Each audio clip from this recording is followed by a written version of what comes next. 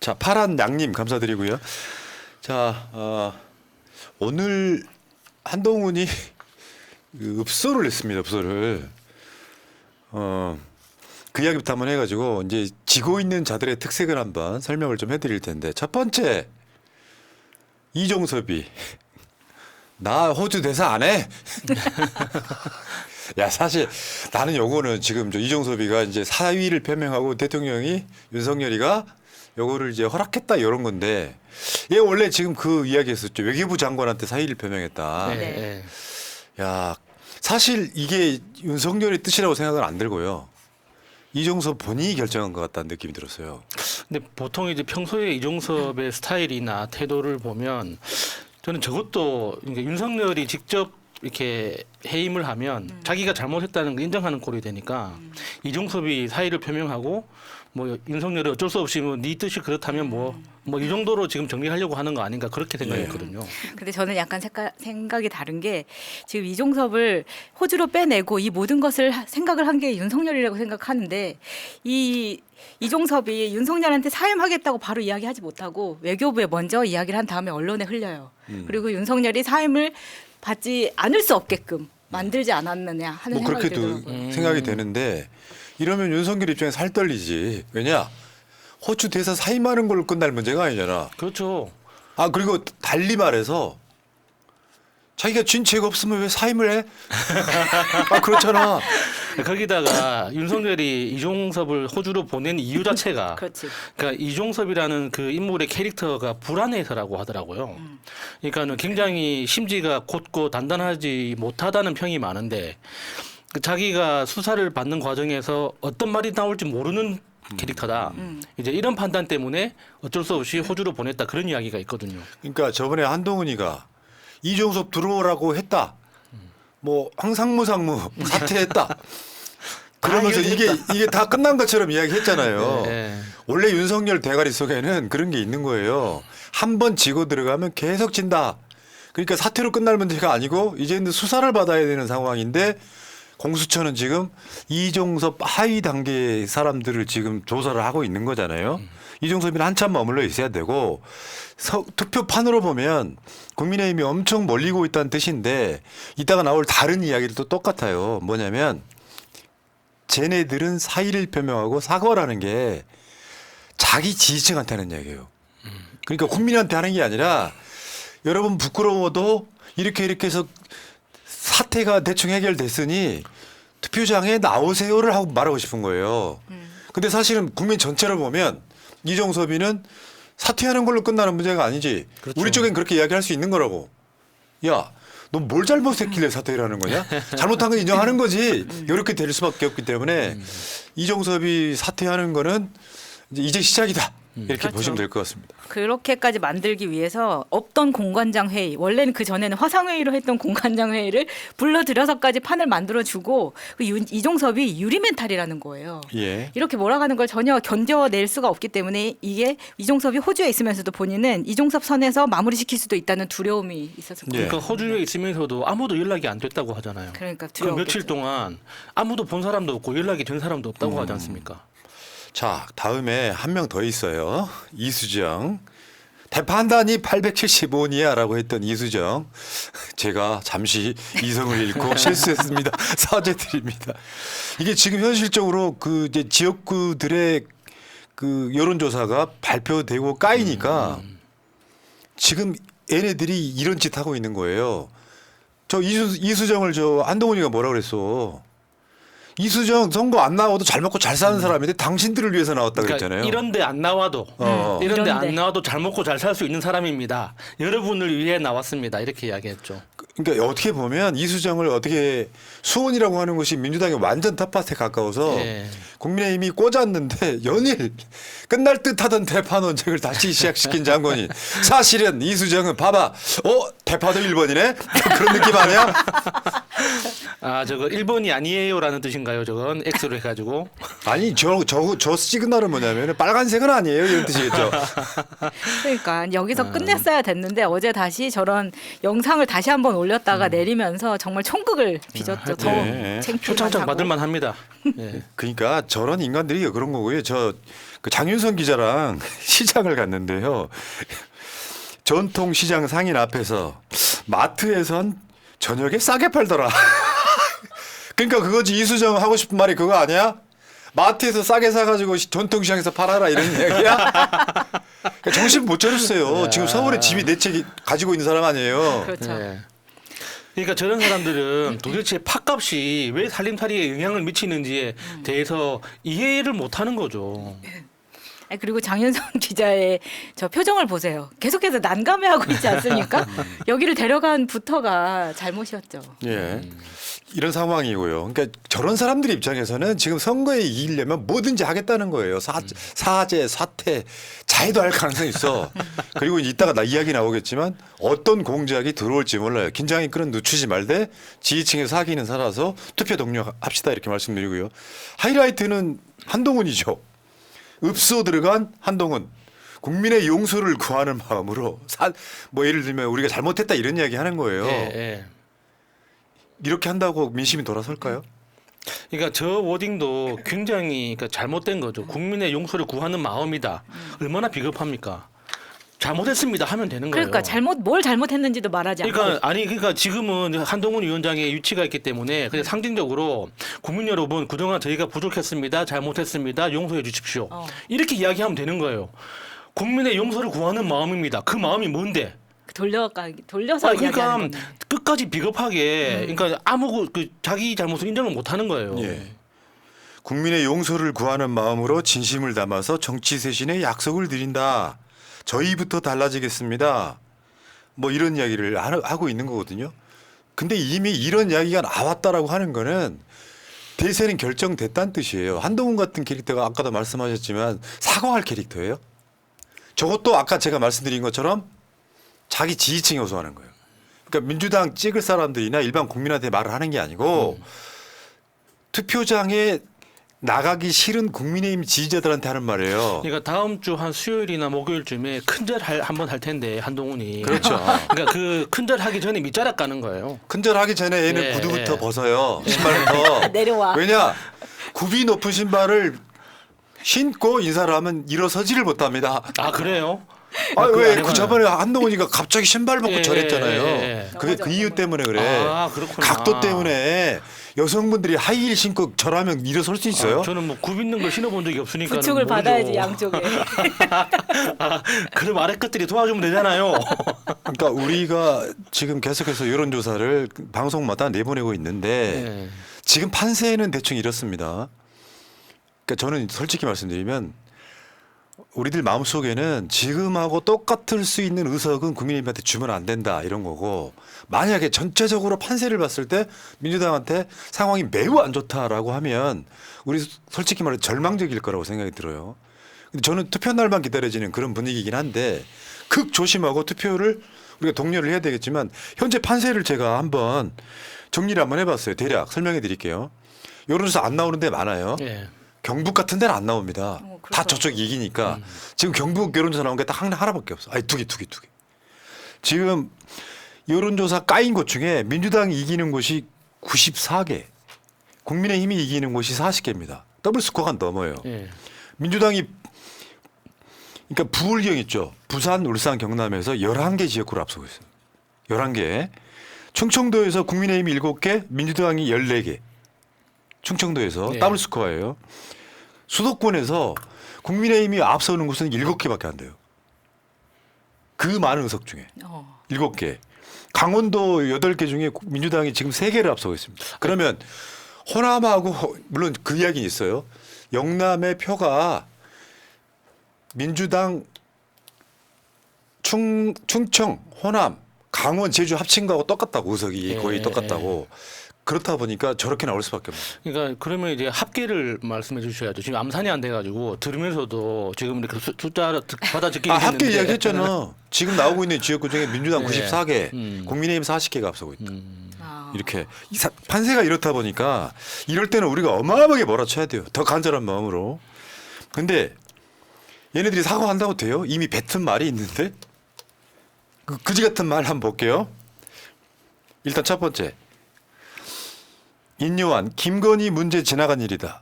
마피아도 아이와 부인을 안 건드린다.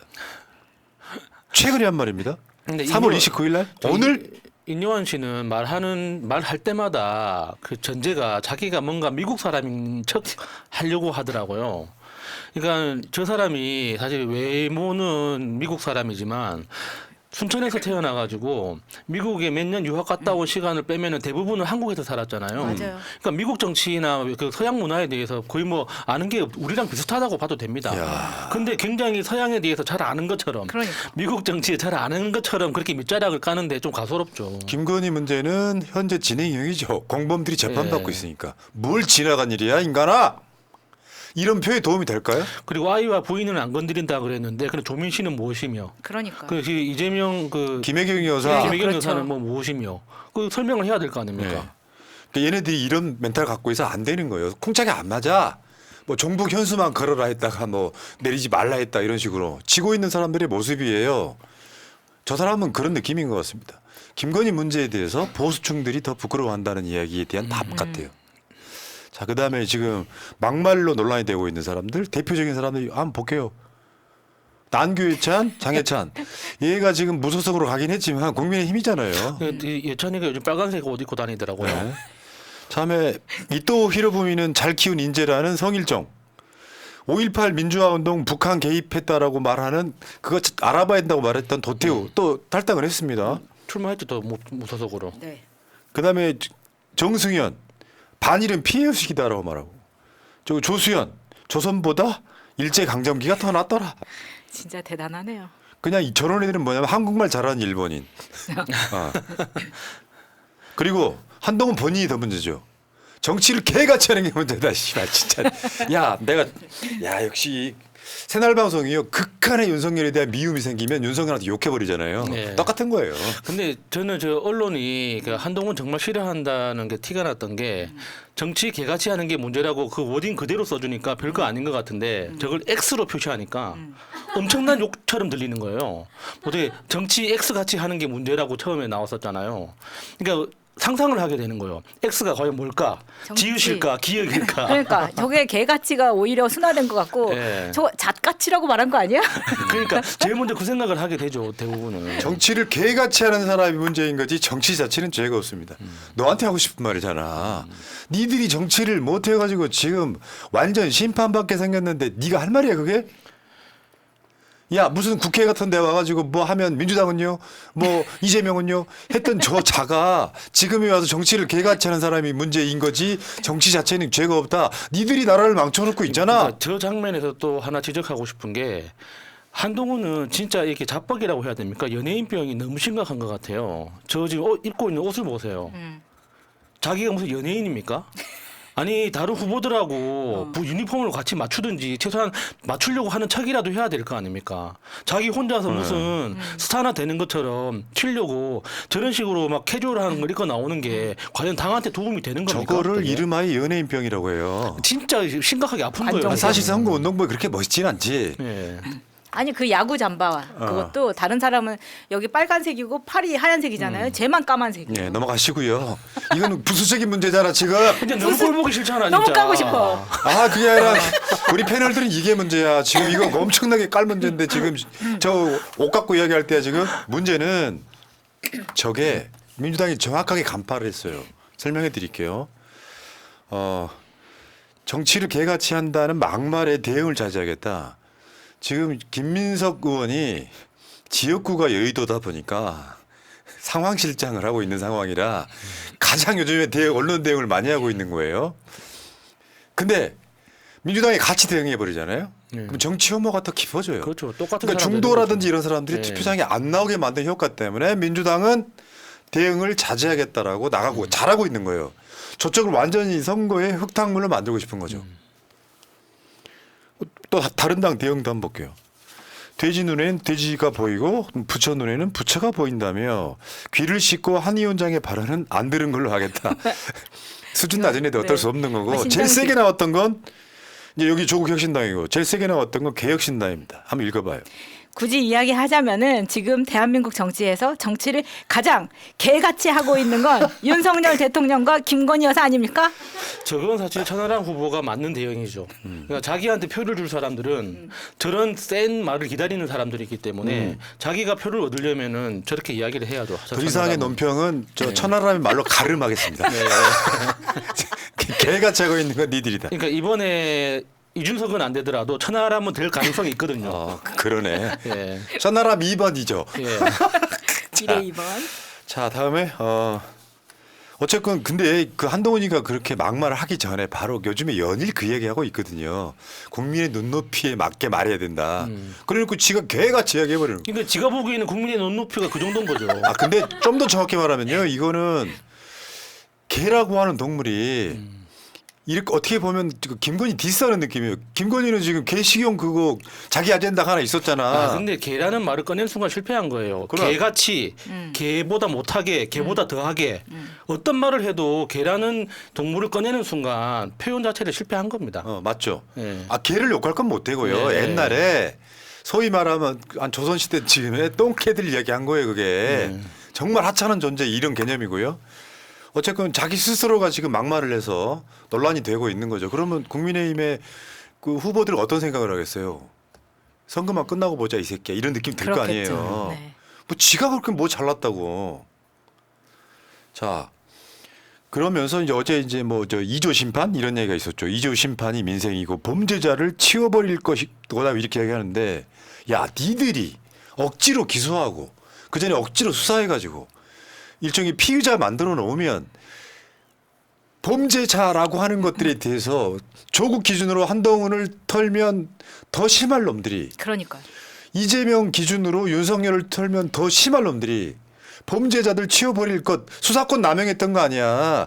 그래서 니들한테 지금 심판 선고하자고 국민들이 들고 일어났는데 먹히냐고요 저게. 저것도 자기 지지층을 향한 이야기예요.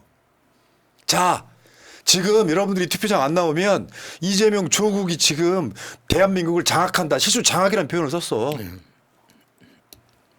근데 그 유승민이 한 말이 전 정답입니다. 지금 정권이 2조 심판할 상황입니까? 윤석열 정권인데? 근데 이제 2조라는 저 워딩을 한동훈 쪽 그 스태프들이 굉장히 고심해서 만든 거라고 합니다. 그러니까 뭔가 조선시대 느낌도 나고 이재명 조국을 동시에 깔 수 있는 굉장히 영리한 아이디어다라고 해가지고 굉장히 자부심을 갖고 터뜨렸는데 지금 아무도 안 받아주고 있죠.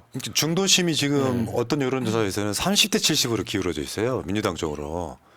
그 사람들은 이미 야 내가 평상시 때 그냥 잘하는 정당 찍어줬던 사람들인데 이미 국민의힘은 안 되겠다라고 마음을 결정한 사람들이에요. 근데 2조 심판론을 꺼내면 제가 아까 분석한 게 맞아요. 2조 심판하자는 건 투표를 포기하고 있는 국민의힘 지지층한테 하는 말이에요.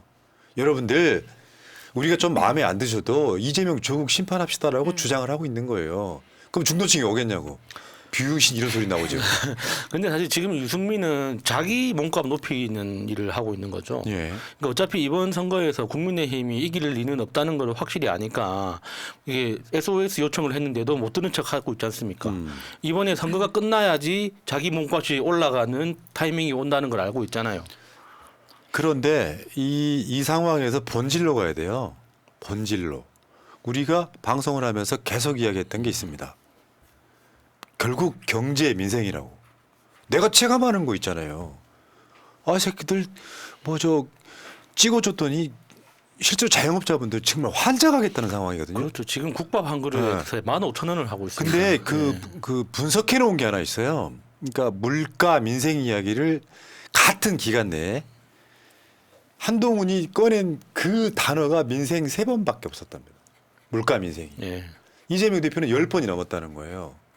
그래서 그 대안으로 긴급 뭐 재난지원금 비슷하게 내는 건데 얘는 나와가지고 2조 심판하자 그러고 정치 개같이 이야기하는데 지가 개같이 정치하고 있는 애이고. 그러니까 결국에는 그 민생을 상징하는 단어가 대파인 거잖아요. 그렇죠. 예. 저거 한번 보세요. 한동훈이가 저때 생닭 가져갔던 거. 아우 보기만 해도 닭이 너무 진짜. 추워 보입니다. 진짜 퍼포먼스였죠. 그 윤석열의 대파, 한동훈의 생닭. 실제로 쟤네들이 이걸 들고 뭐라고 할 게 아니라 여기에 대한 대책을 내놨어야 되는 거예요. 그러니까요. 그런 부분에 있어서 서민의 삶은 전혀 그렇게 이해하거나 그 삶을 살고 있지 않다는 거를 바로 보여준 건데 어제 그 개 같은이라는 발언을 한 날 그 앞뒤로 무슨 말을 했었냐면 정치인은 굉장히 중요합니다. 여러분의 삶을 바꿀 수 있기 때문입니다. 뭐 이렇게 이야기를 하거든요. 근데 범죄자가 여러분을 지배하지 못하게 해달라라고 이야기를 해요. 저는 이 부분에서 정치는 나같이 정과 없고 깨끗한 사람만 해서 국민을 지배해야 한다라는 굉장히 이상한 선민의식과 너네들은 그냥 이렇게 맞춰주면 이런 거나 생닭이나 대파 이런 거나 먹고 살아라. 이 정도만 생각하게끔 만드는 그런 모딩을 굉장히 하는 걸 보면서 사실은 국민이 보기에는 수사를 정말 개같이 해서 개검이라고 불렸던 게 검찰 출신들 아닙니까? 한동훈 아닙니까? 한동훈 윤석열. 근데 그런 사람들이 국민들 앞에서는 마치 본인들이 뭔가 되는 것처럼 그래서 우리가 수사 한 번 안 받아볼 수 있는 우리가 여러분들을 지배하겠습니다라고 말한 날이에요. 그러니까 한동훈의 말을 잘 들어보면 그러니까 정치 혐오를 넘어서 인간 혐오가 깔려 있는 것 같아요. 그러니까 자기와 비슷한 동급에 있는 어떤 그 주류 세력이라고 생각하는 자기들 그룹을 제외한 나머지 모든 국민들에 대해서 그러니까 이등 국민처럼 바라보는 거 있잖아요. 그러니까 그런 걸 감추기 위해서 무던히 애를 쓰는데 자기도 모르게 툭툭 그게 이제 드러나는 거죠.